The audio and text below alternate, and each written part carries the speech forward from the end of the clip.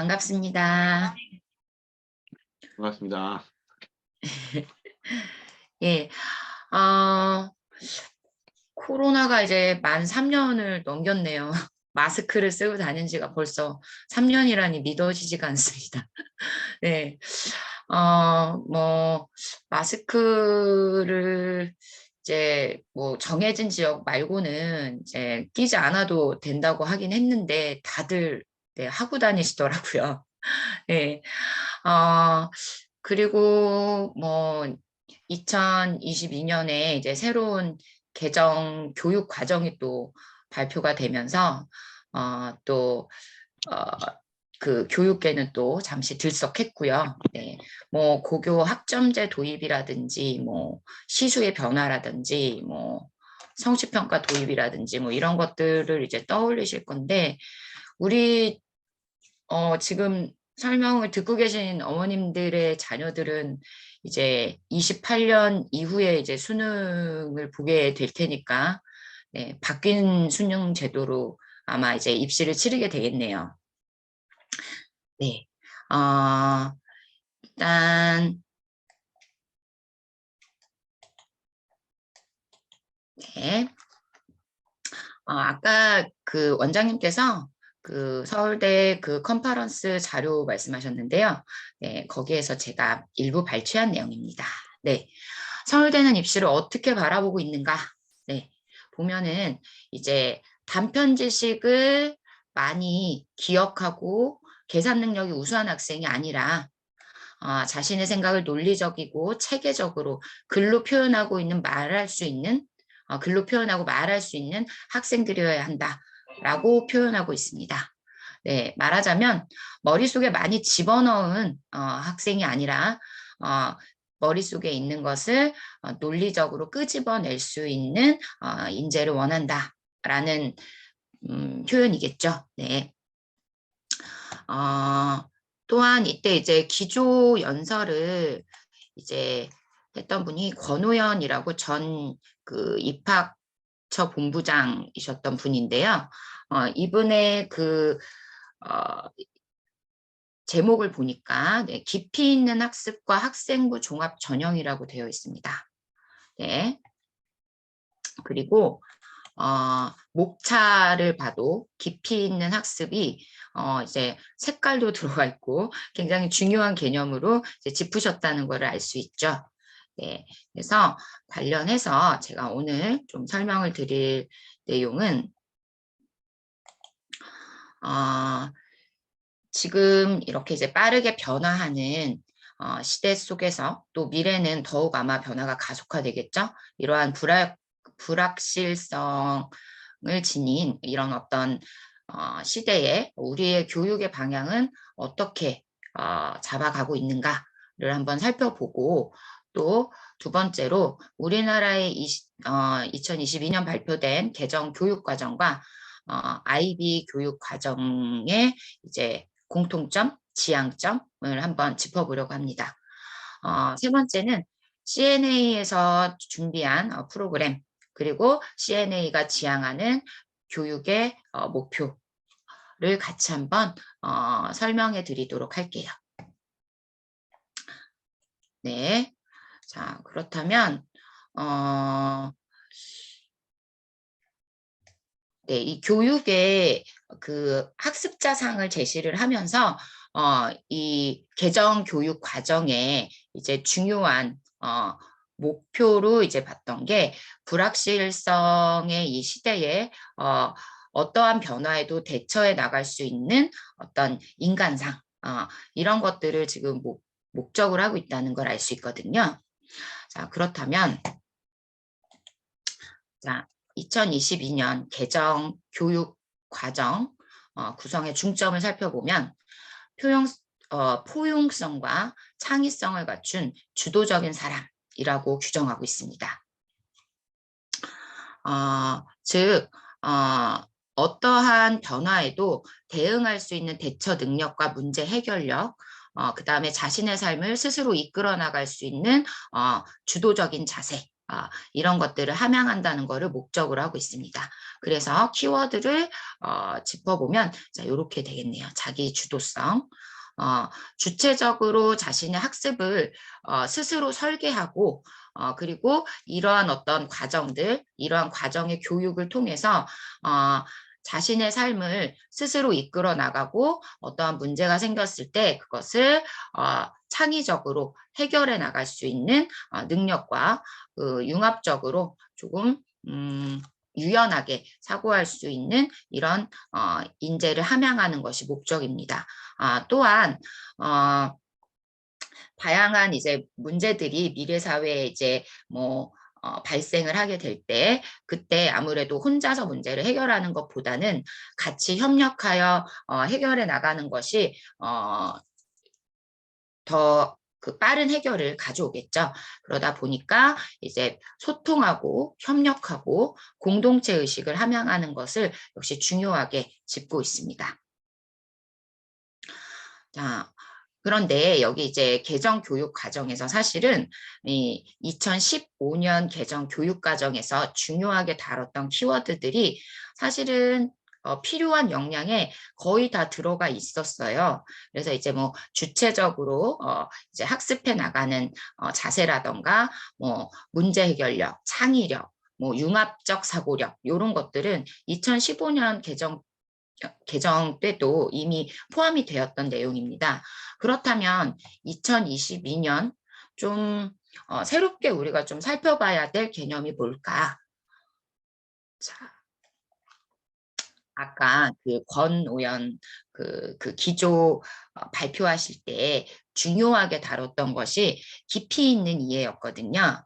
자, 이게 개정 교육 과정에서도 굉장히 중요한 키워드로 다뤄지고 있습니다. 깊이 있는 학습을 통해서 역량을 함양할 수 있도록 한다라고 되어 있는데 2015년과 가장 다른 점이 역량을 함양시키는 것을 교육의 목적으로 했었는데 그것이 아니라 깊이 있는 학습을 통해서 네, 그러니까 깊이 있는 학습이 역량을 함양할 수 있는 가장 중요한 어떤 강조해야 할 과정이라는 것을 밝히고 있습니다. 자, 그렇다면 도대체 그 깊이 있는 학습이라는 게 뭘까? 그러면 깊이가 없는 학습도 있나? 뭐 이런 생각이 좀 드실 거예요. 그래서 밑에 보시면 깊이 있는 학습을 요렇게 그 그래프로 이렇게 도표를 나타내 주고 있는데 보면 학생 스스로 자신이 어떻게 배우고 문제를 해결하는지 학습의 과정을 되돌아보고 성찰한다. 이거는 말하자면 학생이 자신이 스스로 학습 목표를 정하고 그 목표에 얼마나 내가 성취했는지를 점검하고 개선해야 할 점은 없는지를 짚어보는 과정을 말합니다. 자, 교과 간 연계와 통합은 이제 교과 간의 어떤 이 경계를 명확하게 구분하지 않고 여러 교과에서 배운 내용들을 서로 통합해서 이것을 통해 창의적으로 문제를 해결해 나가는 것을 말하고요. 자, 삶과 연계한 학습이라는 것은 학생이 배운 지식을 통해서 자신의 그 생활 속의 문제를 해결해 나가도록 만든다는 것입니다.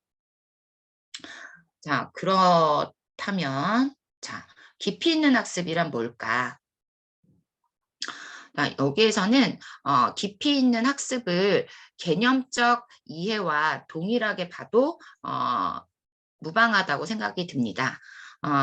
일단은 그러면 개념적 이해가 뭔지를 설명을 좀 드리면 깊이 있는 학습 또는 깊이 있는 이해와 연결이 될 수 있겠습니다.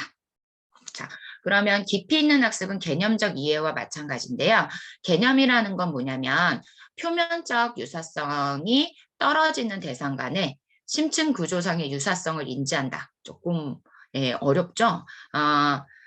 조금 쉽게 이야기를 하자면 예를 들어 우리가 길에서 어떤 강아지를 만났어요. 근데 그 강아지는 한 번도 본 적이 없는 강아지예요. 그러니까 뭐 강아지들도 종도 굉장히 다양하고 같은 종 안에서도 특징들이 다 다르잖아요. 그렇게 표면적인 유사성은 떨어질 수 있어요.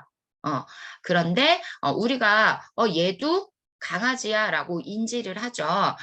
그 인지의 이유가 뭐냐면 동일 범주로 인식하게 만드는 말하자면 얘를 개념화 했다고 표현을 하거든요. 즉 어떤 개라는 어떤 그 여러 내가 지금까지 봐왔던 여러 개들의 공통점을 범주화해서 개라는 것을 강아지라는 것을 이제 그 개념화해냈다는 것이죠. 그러니까 말하자면 기존에 내가 가지고 있던 여러 지식들을 새로운 대상에 전이시켜서 그걸 활용할 수 있다는 거예요. 조금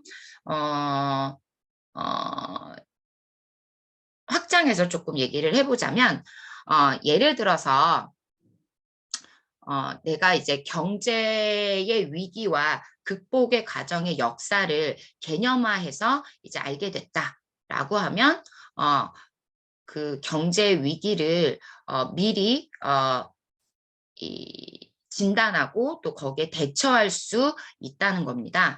그러니까 그 각각의 어떤 발생의 원인이나 발생의 양상이나 또는 뭐 발생의 시기나 이런 것들이 모두 다르지만 낱낱의 사례들을 각각 개념화해서 이것을 새로운 상황에 적용해서 문제를 해결해 나갈 수 있다는 것이죠. 그것을 이제 개념화라고 합니다. 말하자면 기존의 어떤 학습의 방식이 지식이나 기능을 습득하는 것이 중심이었다면 개정된 이후에는 깊이 있는 이해 또는 개념의 이해를 통해서 원리를 터득해 나간다는 것이죠. 이렇게 하기 위해서는 기존에는 선생님이 강의식으로 수업을 해서 이 어떤 이론을 전달을 해줍니다. 일반화된 이론을 전달을 해주면 그 학생은 그것을 암기하고 다시 이제 학습해서 암기하고 기억하는 쪽으로 우리가 학습이 이루어졌는데 이제 지금 개정 과정은 깊은 이해를 중시하고 있어요. 그래서 이 이해를 바탕으로 자기의 삶에 일어나는 문제들에 적용할 수 있도록 그렇게 교육해 나가겠다라고 방향을 잡고 있거든요. 자, 말하자면 자, 여기 보이는 것처럼 기존의 지식의 습득 과정이 2차원의 과정이었다면 개정된 이후에 깊은 이해 또는 어떤 개념화하는 과정은 사실과 기능, 즉 내가 알게 된 어떤 사실과 기능의 사례들에서 공통점을 찾고 그것을 개념화해서 일반화한다는 거예요. 그러니까 기존의 학습과는 거꾸로 되는 겁니다. 그러니까 선생님이 이미 일반화된 어떤 원리를 아이에게 전달을 해주면 아이들이 그거를 공부하고 암기해서 문제를 풀고 확인하는 과정이었다면 개정된 이후에 깊은 이해 또는 어떤 개념화 과정이라는 것은 아이들이 선생님이 어떤 질문을 던져주면 아이들이 거기에 맞는 어떤 사례들 이런 것들을 살펴서 즉 어떤 선생님이 전달해 주는 건 낱낱의 사례들이고 아이들은 그 사례들을 통해 공통점을 추론해내고 그 공통점을 일반화해 나가는 과정이라는 거죠. 그러니까 기존의 어떤 수업과는 역설계가 된다는 겁니다. 네. 그래서 자, 요렇게 지금 개정 교육 과정이 이러한 어떤 깊은 이해와 그다음에 어떤 기존과는 완전히 거꾸로 된 어떤 수업 방향 요런 것들을 지향하고 있다는 거죠.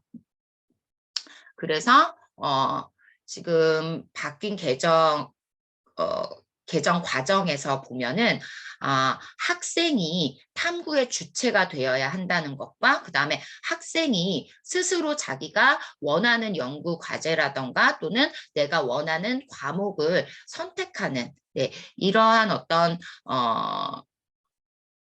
제시를 하고 있고요. 자, 이 과정을 통해서 아이가 스스로 성취하고 그리고 그것을 다시 점검하고 개선해 나가는 이러한 어떤 개정 방향을 네, 세우고 있습니다.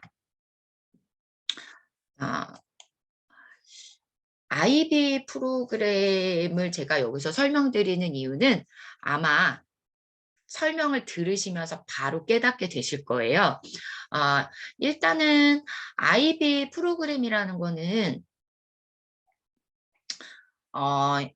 현재 많이 이제 뉴스나 이런 데서 많이 보셨을 거예요. 아니면은 이제 뭐 교육 현장에서 지금 뭐 예를 들어 이제 뭐 대구나 아니면 이제 제주 그다음에 얼마 전에는 이제 경기교육청에서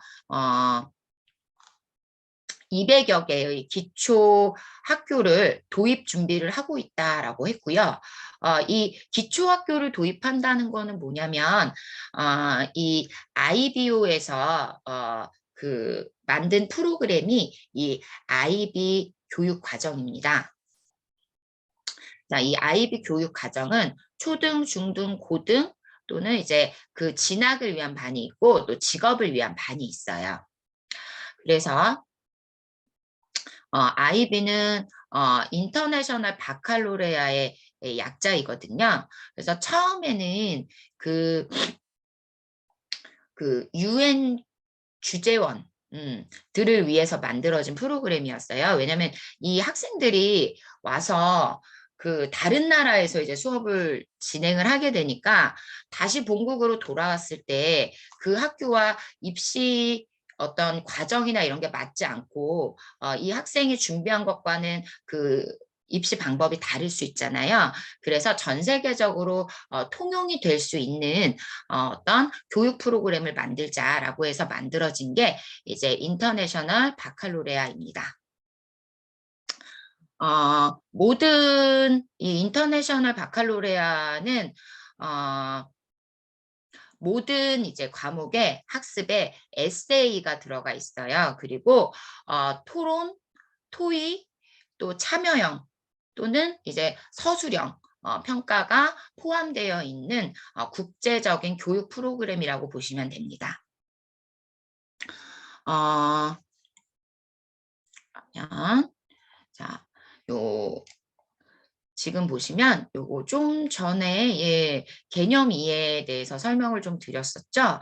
네, 우리나라 개정 교육 과정에서는 깊이 있는 이해라고 이제 표현해주고 있는 이 개념 이해 및 탐구 학습을 기반으로 한 학습자의 자기주도적 성장 추구라고 되어 있는데요. 네, 저희 2022년 개정 교육 과정이랑 너무 비슷하죠? 네. 그리고 보면은 사고하고 탐구하고 배려하고 소통하고 요것도 저희 개정 교육 과정에서의 키워드로 짚었던 단어들입니다. 그래서 자 이렇게 한번 비교를 좀 해봤어요. 자, 우리나라에서 이제 개정 교육 과정을 통해서 원하는 어떤 인간상이 이렇게 이제 제시가 되고 있고 IB 학습자 현장에 나와 있는 즉 인터내셔널 바칼로레아에서 이 어떤 정한 학습자상과 비교해 보면 역시 많이 겹친다는 걸 알 수 있습니다.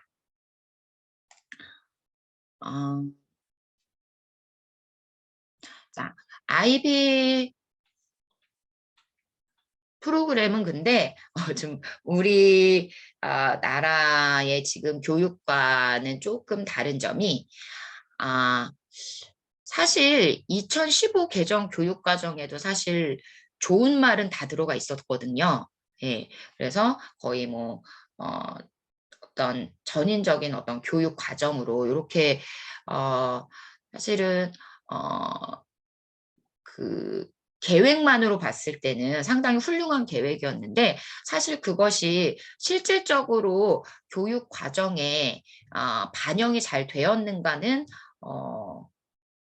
잘 모르겠습니다. 네.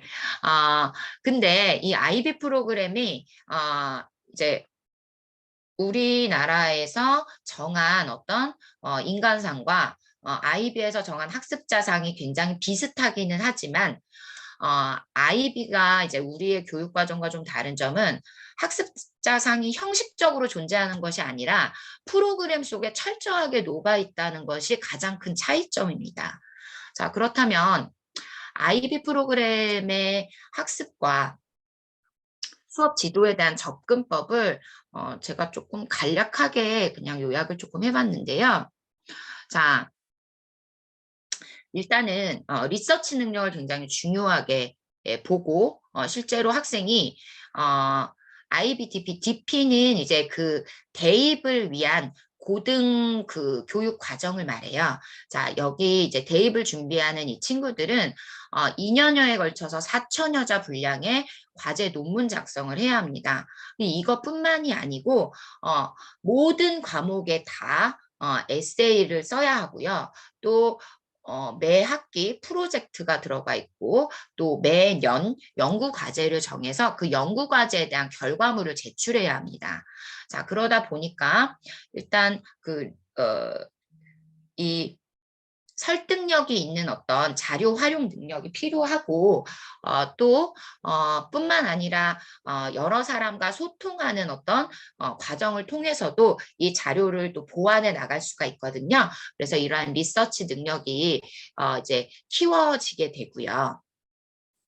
탐구 기반의 지도다라고 되어 있는데 이건 아까 제가 설명을 드린 부분이기는 해요. 자, 말하자면 선생님은 어떤 질문을 통해서 호기심을 좀 유발해주고 그리고 그 선생님이 준 어떤 일반적인 어떤 지식을 통해서 아이들이 주도가 되어 이제 학습 활동이 이루어지게 되고 보통 이러한 학습 활동은 토의, 토론, 또는 참여형 수업 또는 프로젝트 수업 또는 에세이식 수업 이렇게 에세이 발표 이렇게 이제 이루어지게 됩니다.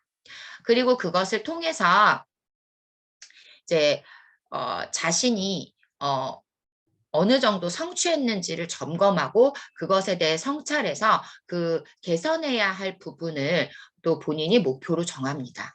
네.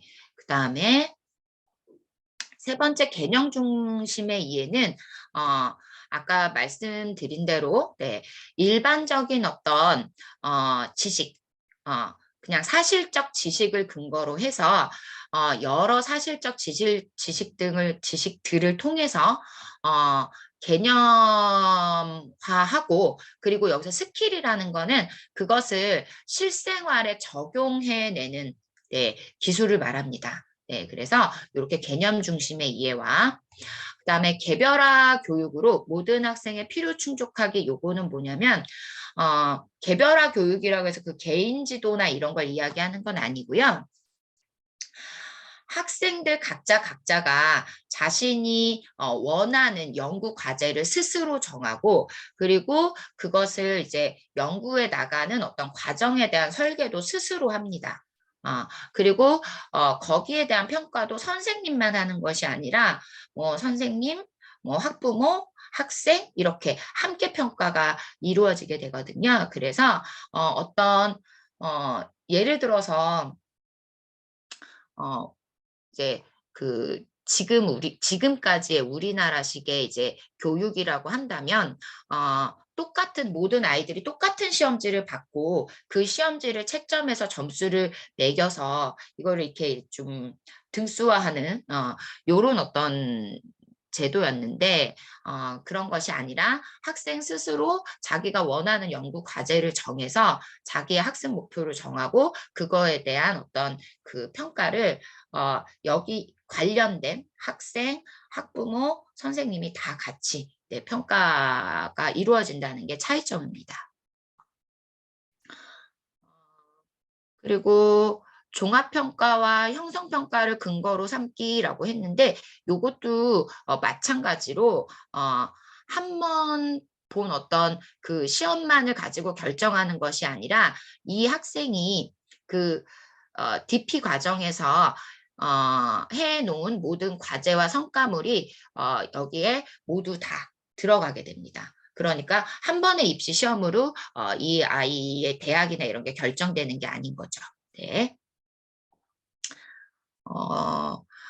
근데 이제 보시면 이제 예를 들어서 좀 설명을 드린다면 지금 요거는 이제 생활 속 공학이라는 이제 주제로 주어진 제시문이에요. 자, 앞에 이제 가 제시문을 보시면 공학이라는 분야가 어떻게 해서 발전해 나갔는지를 설명해 주고 있는 제시문입니다. 자, 나 제시문에는 이제 드론이 무엇인지 그리고 드론이 어떻게 사용되었는지 자, 역시 그냥 그 사실적 지식을 전달해 주는 제시문이에요. 다제시문은 3D 프린팅에 대해서 그 개념과 이것이 어떻게 사용되고 있는지를 역시 일반적 사실을 전달해주고 있는 네, 일반적 지식을 전달해주고 있는 제시문입니다. 라제시문은 기술이 발전하면서 이것이 이제 어려움에 처한 지구촌의 다른 어떤 우리 이웃들에게는 어떻게 도움이 되고 있는지를 알려주고 있는 제시문이에요. 그래서 각각은 모두 다른 상황에서 공학이 어떤 식으로 활용되고 있는지를 제시해주고 있는 각각 사실적 지식이라고 볼 수 있습니다. 자, 여기에 이제 문제를 보시면 여기에서는 이제 드론이나 3D 프린팅의 개념이 뭔지 일단은 그 사실적 지식을 본인이 이제 제시문을 통해 알게 된 사실적 지식을 먼저 한번 적어봅니다. 두 번째 문제로 가보면 이것이 어떻게 사용되는지에 따라 좋은 공학이 될 수도 있고 나쁜 공학이 될 수도 있다. 자, 나와 달을 참고해서 드론이나 3D 프린팅이 어떻게 활용되었는가, 앞으로는 어떻게 활용될 수 있는지 추론하라고 되어 있어요. 그래서 요거는 제시문을 그대로 가져오는 것이 아니라 제시문에서 제시한 개별적인 이 사실들을 통해서 이 학생의 사고 과정을 통해 추론의 과정을 통해서 이 답안을 한번 본인이 어디에 이렇게 이용할 수도 있겠다라고 생각해서 적어보는 것이죠. 자, 이 문제 같은 경우는 내가 사용하고 싶은 기술은 이러이러한 기술이야. 그리고 이것을 나는 어디에 어떻게 사용하고 싶어. 라고 해서 본인의 어떤 생활에서 또는 앞으로의 사회에서 이게 어떻게 이용될 수 있을지를 한번 예상해보고 적용해보는 문제입니다. 자, 마지막 문제로 가보면 공학자애가 가장 필요한 덕목은 무엇일까? 자, 말하자면 가나 다라 제시문들을 통해서 공학이 좋게 쓰인 적도 있고 또는 전쟁에서 악용이 된 적도 있는데 자 그렇다면 공학자들은 어떠한 태도로 이 개발을 하거나 또는 새로운 어떤 물건을 만드는 데 있어서 어떠한 덕목을 갖춰야 할까예요. 그래서 이건 지금 개별적 사례를 통해서 추론의 과정을 거쳐 이것을 적용해보고 또 이 과정을 통해서 우리에게 필요한 정말 가치 있게 공학이 쓰이기 위해서는 어떻게 해야 할까 그리고 어떠한 덕목이 가장 필요할까라는 거를 아이들이 정리해보는 이런 문제였습니다. 자, 요거는 네 저희 CNA 논술 네 6학년 3월 네 1주차에 나오는 네, 스텝 내용이었어요.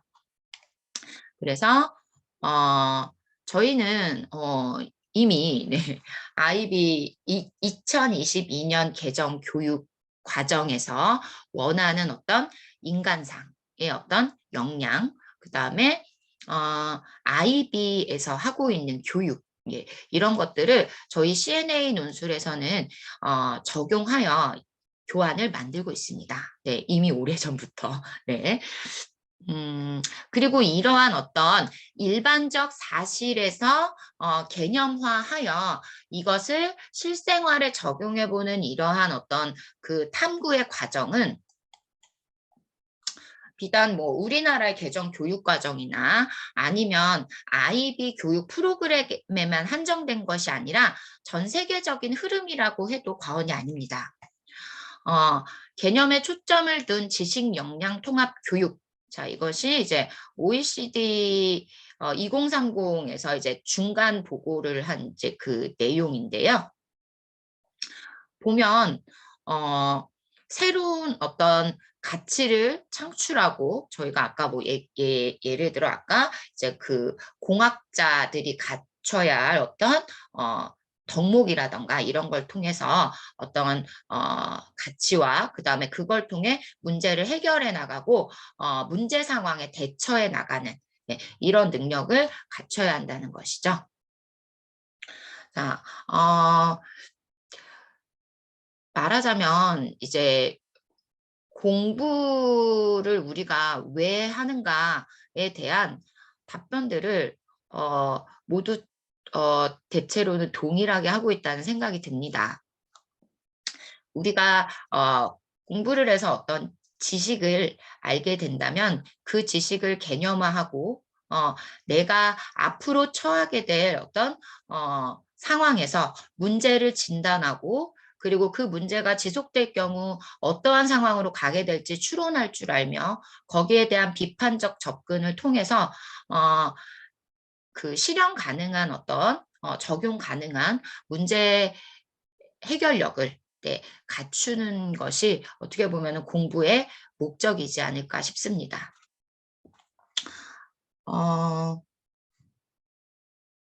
자, 그렇다면 CNA에서는 어떻게 수업을 진행하고 있는지 한번 같이 살펴보도록 하겠습니다. 저희 CNA 논술에서는 아이고, 죄송합니다. 저희 CNA 논술에서는 사위일체식 수업을 지향하고 있습니다. 네, 먼저 독서를 통해서 아이들이 스스로 책을 읽고 그 다음에 워크북을 해가지고 수업에 참여하게 됩니다. 책을 읽지 않으면은 수업에 참여를 못합니다. 네, 그리고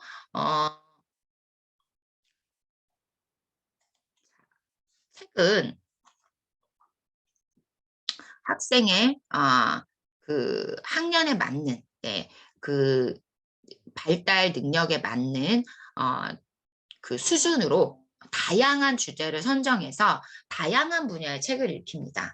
예를 들어서 이제 3월 같은 경우는 이제 4월이 과학의 달이기 때문에 이제 과학 분야에 이제 그 선정 도서가 많이 선정이 되어 있고요. 뭐 예를 들어 저희가 이제 1, 2월 같은 경우는 네, 역사 수업을 진행을 했습니다. 그리고 이제 문학이라던가 또는 이제 예술 분야라던가 이제 철학이라던가 이렇게 다양한 분야를 이제 아이들이 읽게끔 이제 지도를 하고 그런 다음 학생은 워크북을 하게 되는데요. 자, 워크북의 구성을 한번 보시면 자, 이렇게 먼저 배경 설명이 들어가 있어요. 그래서 선정 도서를 읽고 나서 그 선정 도서의 내용을 좀 더 깊이 있게 이해를 도와주는 이런 제시문이 들어가 있거나 아니면 그것을 조금 더 확장해주는 네, 이런 제시문들이 그 배경 제시가 들어가 있습니다. 어휘는 요거는 이제 학년마다 조금씩 유형이 다르긴 한데요. 예를 들어서 이제 4학년 같은 경우는 뭐 한자가 들어가 있고 그 한자와 관련된 그 한자가 들어가 있는 어휘들을 다양하게 살펴본다던가 아니면은 이제 뭐 5학년, 6학년 같은 경우는 사자성어를 좀 깊이 있게 뭐 이제 그 배운다던가 네, 이런 식으로 이제 어휘는 학년마다 조금 다양하게 네, 준비가 되어 있습니다. 그래서 어쨌든 어휘는 글을 이제 이해하기 위해서 제대로 이해하기 위해서 어휘에 대한 이해는 되게 필수적이잖아요. 네, 그래서 이렇게 어휘도 저희가 따로 꼭지를 나눠서 이렇게 같이 확인을 합니다. 그 다음은 이제 독해 문제가 들어가 있는데요. 그 도서의 내용을 정확하게 이해했는지 또 맥락을 잘 잡았는지 그다음에 또는 이제 책을 읽고 나서 다시 한번 책을 점검해 보는 또 기회가 되기도 합니다. 그래서 친구들이 예를 들어서 이제 굉장히 책을 빨리 읽는 친구들도 있잖아요. 예, 그래서 이제 좀 정독이 필요한 친구들, 네, 이런 친구들에게는 예, 좀 독서 습관을 조금 바르게 길러주는 데 도움이 될 수 있습니다. 그다음에 이제 토의 토론은 학생들이 이제 자신의 생각을 논리적이고 설득력 있게 말할 수 있는 그 꼭지입니다. 네, 그래서 친구들과 함께 대화를 나누면서 자신의 생각을 좀 더 테트리스 확장시키는 게임 안 돼. 그거 언니 공부한다고 쓰는 거야, 지금.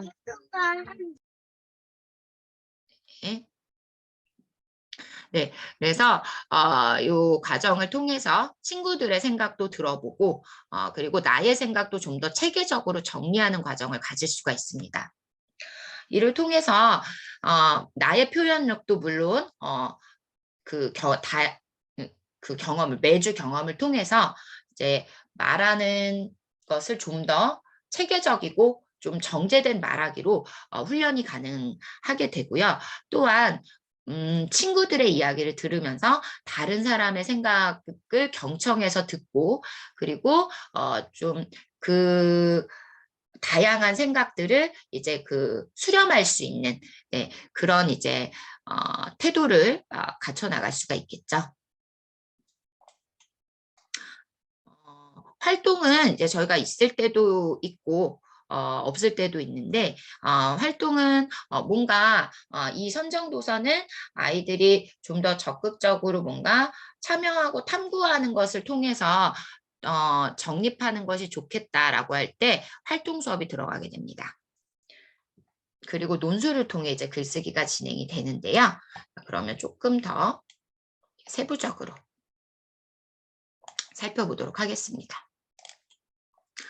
네, 저희 CNA 논술에서 하는 이제 토론은 저학년, 중학년, 고학년이 조금씩 달라요. 네, 이제 저학년 같은 경우는 좀 자유롭게 자신의 생각을 이야기하고 또 생각을 나누는 이런 이제 과정에서 흥미를 느끼고 그리고 이 독서의 재미를 느낄 수 있도록 그렇게 이제 이끌어주는 어떤 토론이라고 한다면 고학년 같은 경우는 좀 더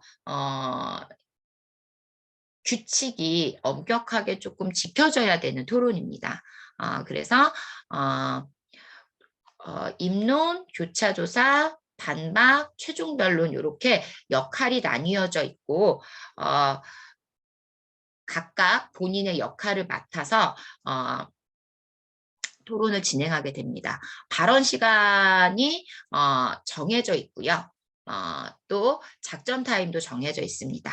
그래서 이 자신이 맡은 역할을 이제 이제 수행해 나는 과정을 통해서 이제 책임감을 기를 수가 있고 또 친구들과 작전 타임 때 협의하는 과정을 통해서 소통하고 협의하고 하는 능력을 또 기를 수가 있습니다. 또한 상대방의 이야기를 들으면서 자신의 토론제를 정리를 해야 되거든요. 그래서 핵심을 중심으로 듣고 써머리하는 능력도 기를 수가 있고 말하는 능력은 이제 당연히 네, 그 정해진 시간 동안 정제된 말하기를 하여야 되기 때문에 좀 체계적이고 논리적으로 말하는 습관을 갖춰 나갈 수가 있습니다.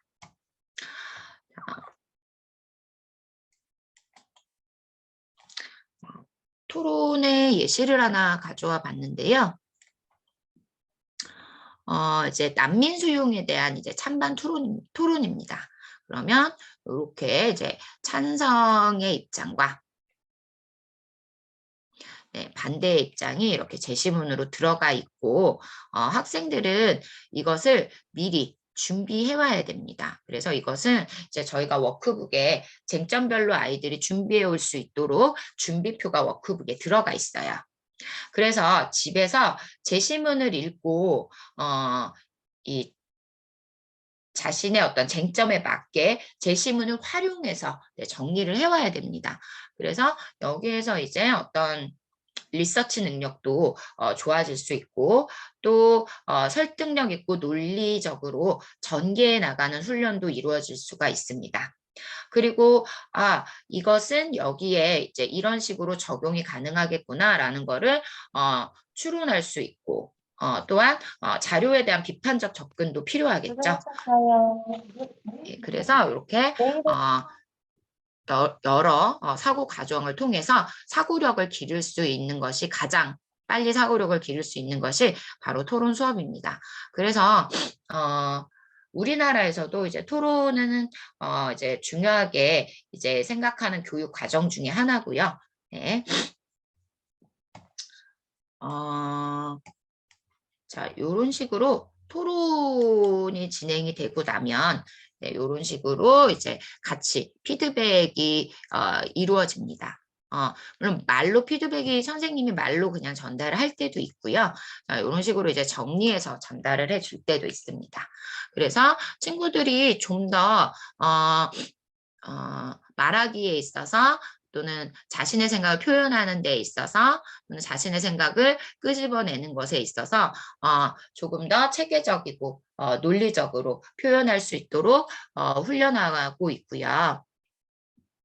또한 그 말하기의 방식이 조금 더 상대에게 전달력 있게 전달할 수 있는 방법이라던가 좀 더 논리적이고 체계적으로 세워나가는 방법 이런 것들을 친구들에게 함께 피드백을 하면서 토론을 마무리합니다. 자, 그리고 역시 이제 논술이 이제 이 활용 정점이라고 볼 수 있겠는데요. 토의나 토론을 통해서 다른 친구들의 생각들을 많이 이제 들었잖아요. 그러면서 내가 혼자 집에서 준비해오고 생각해온 것에 이제 친구들과의 어떤 대화와 소통을 통해서 그 생각이 좀 더 확장되게 되고 그것을 정리해보는 시간을 갖는 겁니다. 그래서 자신의 생각을 이제 확장되고 또 다른 친구들의 이제 생각도 수렴해낸 어떤 과정을 다시 한번 머릿속으로 정리하면서 그거를 글쓰기로 마무리하는 활동입니다. 요거는 이제 첨삭이 이제 1:1 대면 첨삭으로 진행이 되고요. 그러니까 아이가 쓴 글을 그냥 쓴 걸로 마무리하는 것이 아니라 강사가 이것을 학생들을 한 명 한 명 1:1로 대면 첨삭이 진행이 되고요. 구체적인 피드백이 이루어집니다. 이것을 통해서 일단은 이제 자신이 글을 쓴 것을 바로 그날 이제 1:1로 첨삭을 하기 때문에 자신이 이제 글을 쓰면서 조금 놓쳤던 부분이라던가 수정 보완해야 될 부분에 대해서 이제 인지하고 갈 수 있게끔 그렇게 진행을 하고요. 또 이제 개별 첨삭 이후에는 뭐 조금씩 부분 고쳐쓰기라던가 이런 거를 통해서 다시 한번 숙지할 수 있는 이런 과정을 또 거치기도 합니다. 그래서 첨삭의 과정을 한번 보시면 뭐 요거는 이제 가야에 이제 그 삼국에 포함되어야 하는가, 가야를 포함하여 사국시대라고 불려야 하는가를 가지고 이제 쓴 어떤 이제 글이에요. 그래서 여기에 대해서 이제 피드백이 주어졌고 이 친구가 좀 맞춤법을 많이 틀려가지고 네, 이런 것들을 이제 보시면 맞춤법을 다시 고쳐 쓰는 것과 그 다음에 표시된 노란색으로 표시된 부분은 이제 너무 문장이 길기 때문에 이거를 이제 고쳐 써오게 하는 거를 이런 식으로 이제 과제로 진행을 했고요. 뭐 이렇게 이제 글에 대해서 이제 선생님이 그냥 이건 잘못됐다로 끝나는 게 아니고 어떻게 고치면 더 좋은 글이 되겠구나라고 이렇게 좀 솔루션을 제시를 해줍니다.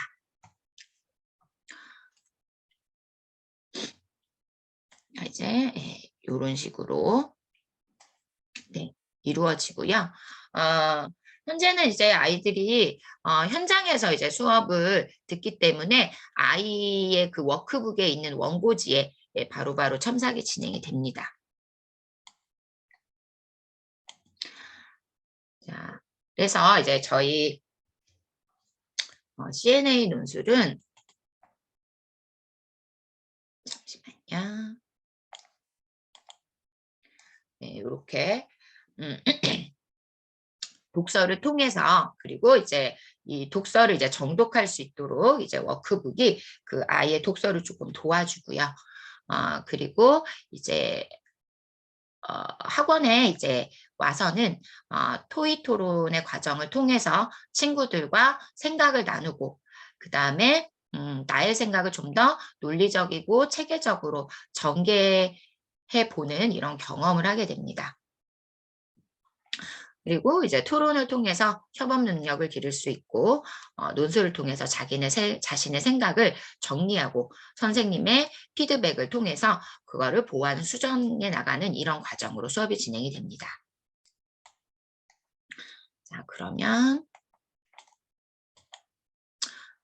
CNA 논술의 이제 3월 프로그램인데요. 자, 이렇게 이제 선정 도서들이 안내가 되어 있고 보시면 이제 초등학교 1학년 같은 경우는 이제 자신과 주변 환경의 변화에 대해서 관찰하고 살펴보는 것으로 이렇게 프로그램이 진행이 됩니다. 그리고 초등학교 2학년 같은 경우는 과학 관련하여 이제 수업이 진행이 되고요. 그래서 관찰 및 탐구 활동의 영역을 넓혀 나가는 이런 과정을 통해서 역시 주변을 좀 살펴보고 알아가는 데 목표를 두고 있습니다. 3학년 같은 경우도 역시 과학 환경을 주제로 수업이 진행이 되고요. 4학년도 네, 과학 환경을 주제로 네, 수업이 진행이 됩니다. 저희가 이제 지향하는 수업은 똑같습니다. 이제 일단 학년별로 수준의 차이가 있을 뿐이지 사위일체식 수업으로 진행이 되고 이렇게 매달 다른 주제를 가지고 프로그램을 새로 만듭니다. 요거는 이제 초등학교 5학년이고요. 초등학교 5학년은 3, 4월에 토론 강화 수업이 진행이 됩니다. 그래서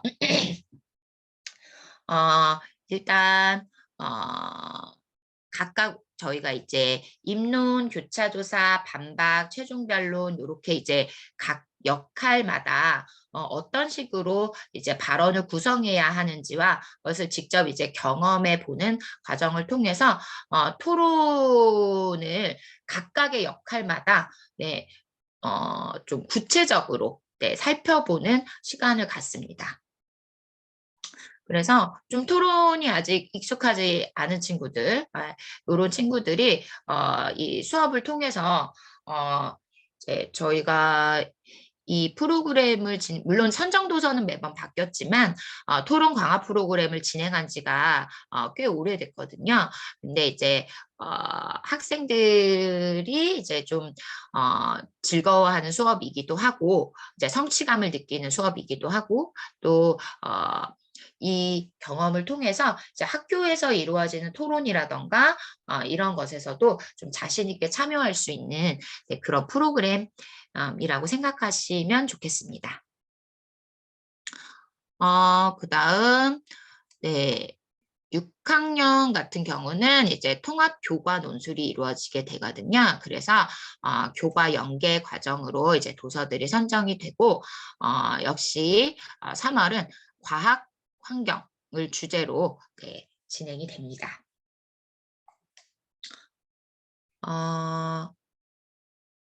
네, 이상입니다.